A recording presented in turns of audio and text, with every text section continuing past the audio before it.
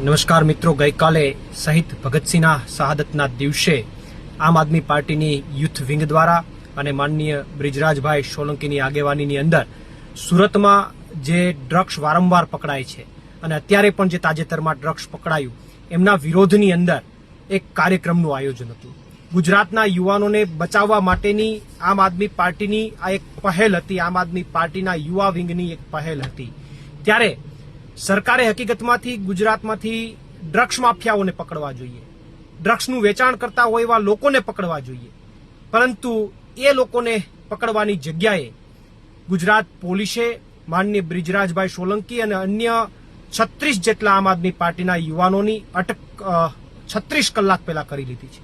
અને ભાવનગરની અંદર તો અટક કર્યા બાદ આજે 36 કલાક થઈ ગયા છતાં પણ હજુ એમને છોડ્યા નથી. કારણ કે અટક કર્યા પછી અમુક કલાકો બાદ એમને છોડી દેવા પડે.